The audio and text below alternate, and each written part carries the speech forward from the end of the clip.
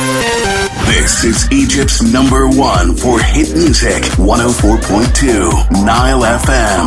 Now, NILE FM's AWARE with Adham. And Dr. Rasha is gracing our studios today, addressing one of the key issues of Egypt and challenges facing Egypt nowadays, which is water efficiency and usage. Stay tuned for this. Egypt's #1 for hit music, 104.2 NILE FM, Cairo. NILE FM's AWARE. Hello and welcome one and all to the show Saturday, and we're going to be talking about one of the very challenging problems, actually. I can only call it a problem that is facing Egypt right now, which is water efficiency and usage.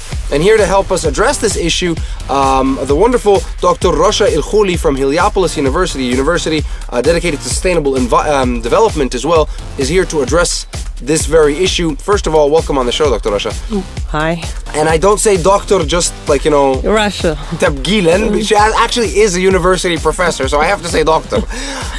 So, water, what is the big problem? Is there a big problem, or is the problem being overhyped, or what's going on? First, I'd like to talk about the project themselves, about community service and awareness. So the big target is that we raise the awareness of the community through the students. The students themselves get involved in projects.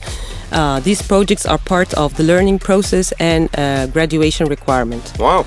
So students, when they believe in something, they are the good ambassadors to deliver the message, which is the main target of sustainable development. So we have main issues like energy conservation, healthy food, and this year we had a big initiative. It's called the Water is Life. And it comes in the big recognition of 2013, announced as the Water Year, or the international cooperation announced by the UN. So 2013 is pretty much a global thing for water. Yes, international cooperation for water. But does Egypt really have to focus on water? I mean, we have the River Nile, and we're pretty set in regards to water, aren't we?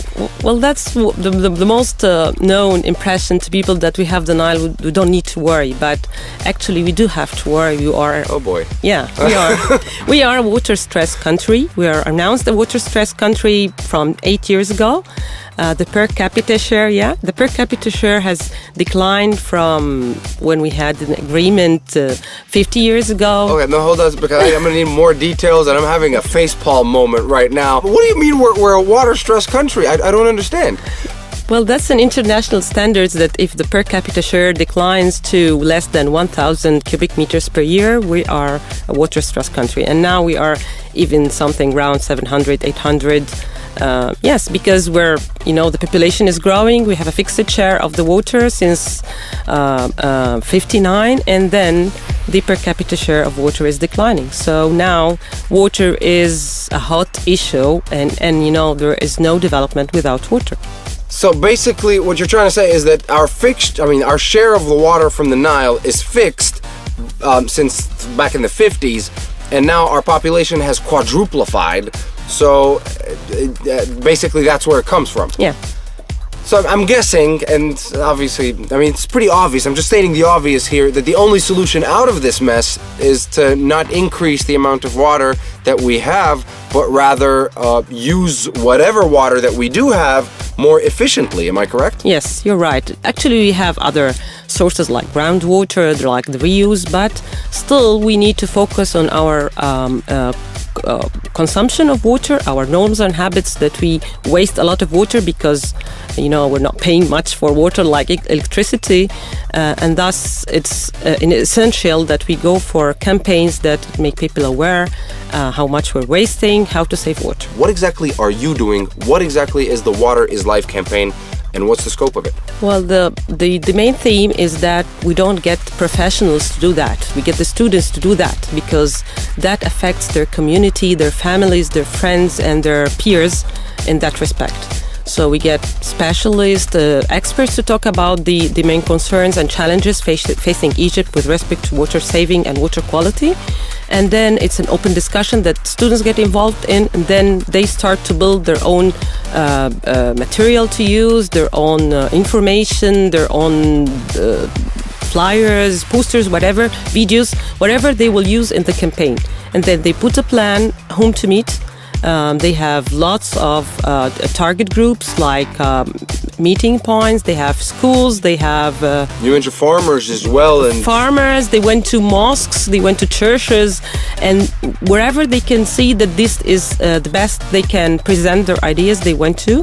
And then they have to report on what were the findings, how people reacted to that, how much of the information they delivered people were aware of, their people willingness to be part of their campaigns, and even they had sometimes to go into details with their presentations. so basically, if I can summarize it in a nutshell, what you guys do is you bring professionals that address the issue of water and the efficient usage of it here in Egypt, the challenges facing us as well, and then you get the students to attend these sessions, create their own material, and then send them on their merry-go-way, where the students actually execute their marketing and awareness campaigns on the streets, where they go to community centers, wherever they can find people, actually deliver their sessions and give that information and put it out there.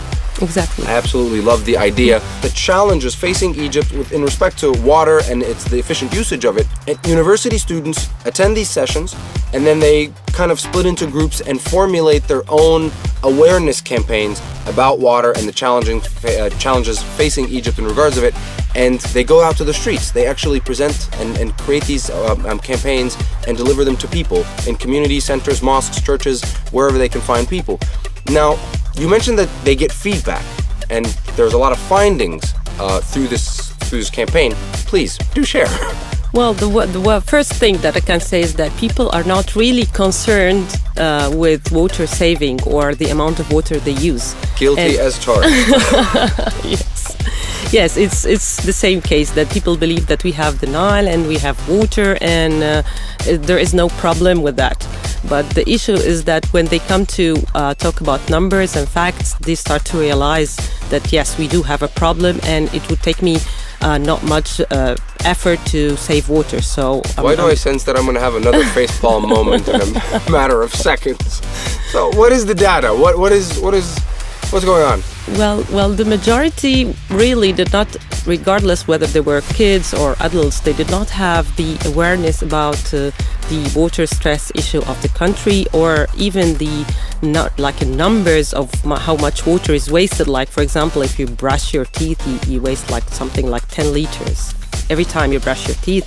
And actually, on a running tap, obviously. Yeah, a running tap. Because I don't think that you're advocating we should not brush our teeth. No, you should brush your teeth, but with a glass of water. That's what you need. Or when you're shaving and looking at yourself in the mirror, and you're taking a shower and you have your tub full, then you're wasting 80 to 100 liters, when then a 5 normal shower would take 40 or 30 liters. And in case, I'd like to actually jump in and put this into perspective, because when you say you're wasting 10 liters, that is literally around 6 to 7 bottles of 1.5 liter water that you consume. And that's like, what, 3 days worth of water consumption per person? Yes. That you're just throwing away. Yeah, and then in summer you have 3 times shower, or people who go with the hoses and clean the cars, they waste something like 100 liters, and all you need is just a bucket that's 10 liters.